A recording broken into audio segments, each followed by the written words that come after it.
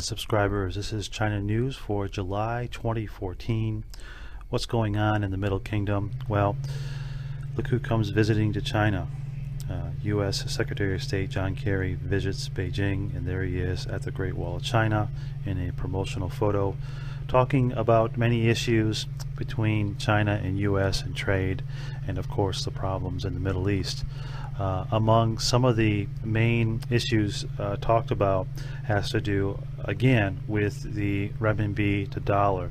The strengthening of the renminbi is something that the West has always tried to coax China into promoting, and as we see recently here at the end of July, the renminbi once again strengthening to 6.17 to $1. We should finally see the renminbi continue to strengthen against the US dollar in a strategic. As I reported earlier as well, no fasting for Muslims in China for Ramadan. This problem in Xinjiang area of China is growing worse and worse. There were dozens that were killed a couple days ago in fights, skirmishes throughout the province, and the government cracking down on their religious practices is a big part of this. So which other shoe drops, no one knows for sure, but it's my guess that the terrorism will continue to occur as the Chinese government tries to stomp out any displays of religious backing and any form of independence in the region. As I reported earlier, VPNs are a way of life for many foreigners living in China and doing business. The use of VPNs or proxy servers allows foreigners to access content that they could not otherwise access through the Great Chinese Firewall. However, to be protected by the law in China, foreign VPN service providers can open branches in the Chinese mainland and register with the Ministry of Industry and Information Technology. So basically, opening up their logs to the Chinese allows VPNs to be used legally. But then what would be the point of doing that? Because then the Chinese government can monitor and shut down any users on the network that do not fall under their regulations or terms. In China, there's a love affair with Vladimir Putin and Russia. This is in stark contrast to what the West is presenting to the world as Putin being a modern-day czar and a dictator of Russia and the cause of so-called all the problems in Ukraine. We know that not to be true. The question is, why does China put out this propaganda of Putin as being perfect? Well, part of it has to do with the fact that China and Russia are now big trade partners in the energy sector, and also there is a political past.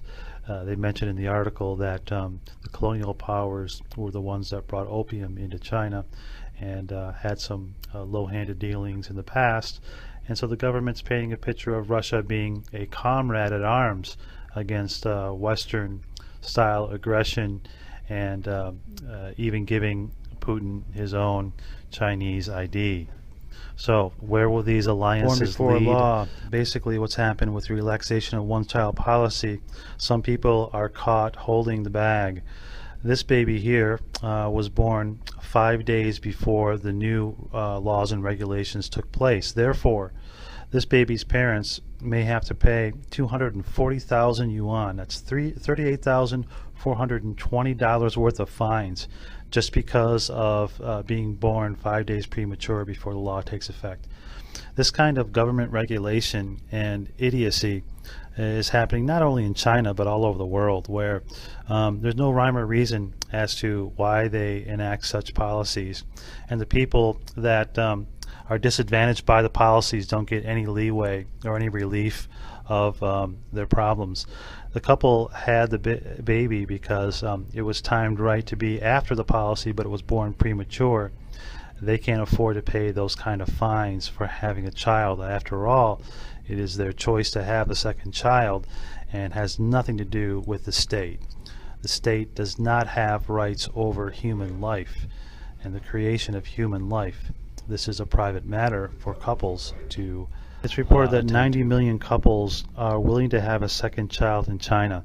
with the relaxation of the one-child policy, what's going to happen is that China's population is going to boom, and then it's suddenly going to decline and then boom again. This is because they have an older population here, and in fact most populations in Asia are older populations. So you can kind of factor this into what's going to happen in the economy and perhaps politically going forward, as more couples are having that extra child, paying the extra money in, or finding loopholes in the one-child policy. The co-host of CCTV's economic show, Rui Chonggang, was taken away for making some comments about Starbucks in China, particularly Starbucks in the Forbidden City, which is controversial.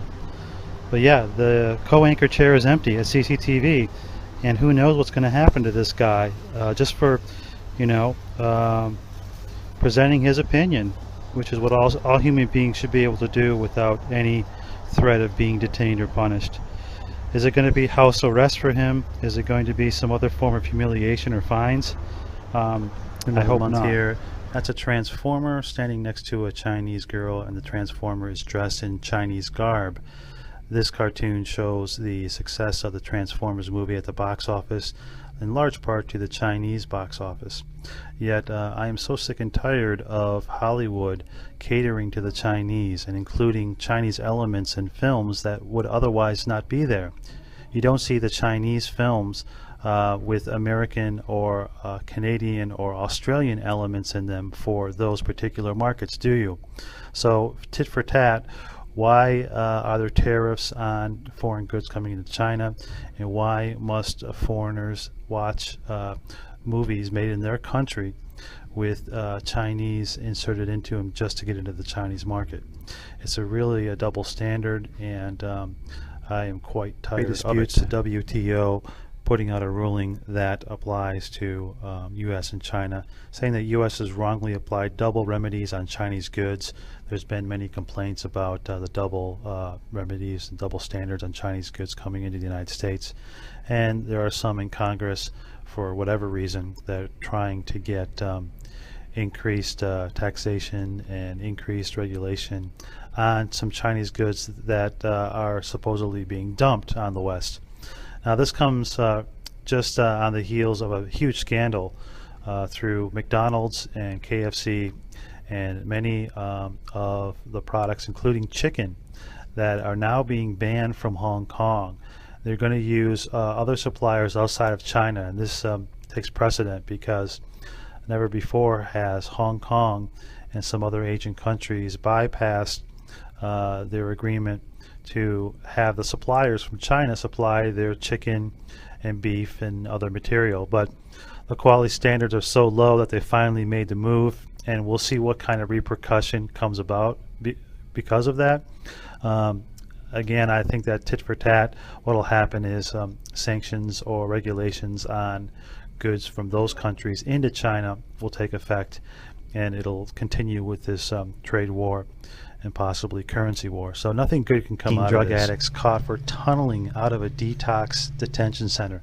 This is strangely so Chinese, because they would have had a better chance of getting drugs into the detox center and then keeping their habits going than to actually tunnel underneath the detox center to get out. But leave it to Chinese to think differently of the ways that they can get something done. Definitely not an American detox center, because they would just break out the normal way. Chengdu, as I reported for several years, Chengdu being a major player in the new Silk Road and a set to be a tech superstar in the Chinese economy. Peugeot and many other car companies are now building factories in Chengdu. We can see the rise in production of these cars. These low-cost cars are popular in China with families that are lower to middle income, and we should see more tech companies and more automobile manufacturers moving to Chengdu, where the new Silk Road will flow through. A greater access to workers that are working on the cheap, a good infrastructure, good tax structure there, and the logistics which are being built out is ideal for shipping products throughout Asia and eventually throughout the humorous and slightly bizarre. A teen calls police on dad for peeking at his QQ. 13-year-old Nanjing teen calls the police to complain about his dad spying. This reminds us of back in the days of the Hitler Youth and this kind of tomfoolery that happened in the former Soviet Union. It's not too far from the truth, though, as many children here are somewhat wards of the state or are being brainwashed into believing whatever their government-run school tells them. And you see these stories all the time of children wearing the pants, so to speak, in nationals are limited to $50,000 equivalent per year per person in foreign currency purchases. Yet the Bank of China is saying that this is being abused, and there are many money laundering scams going on because of this. So China's straddling a fine line here. Liberalization of the RMB and opening up of capital controls and interest rates, yet they have to watch out people trying to transfer money outside of China because they simply don't trust the system. And it's a fine dance to walk on, and as we see, Chinese government saying within 2 years interest rate reform is one of their goals, the liberalization of the RMB. So what will this do for capital transfers? I believe there'll be an increase in them. The government will try to enact new policies, and they'll do the exact opposite of what they're intended to do. As usual, more problems created by regulation. You can see the panda there looking at 1,000 yuan notes. And something that's been on my mind for a long time is why in China the largest bill denomination is 100 instead of 500 and 1,000, which would only be about 100 and some dollars US. So largest denomination is 100. It's only about $15 US. So you see these people coming in and out of banks with big stacks and big bags full of currency, and it makes it more difficult to do transactions and to do payroll and deposits and things like that with these big bricks of money floating around. Well, the argument is that having bigger denomination notes would increase jealousy among the poorer people that wouldn't be able to have these notes.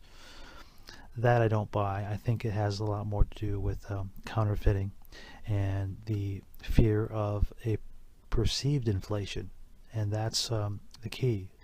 The government doesn't want to have a perception that larger notes mean that the currency is unstable, and that is why they have not issued larger notes.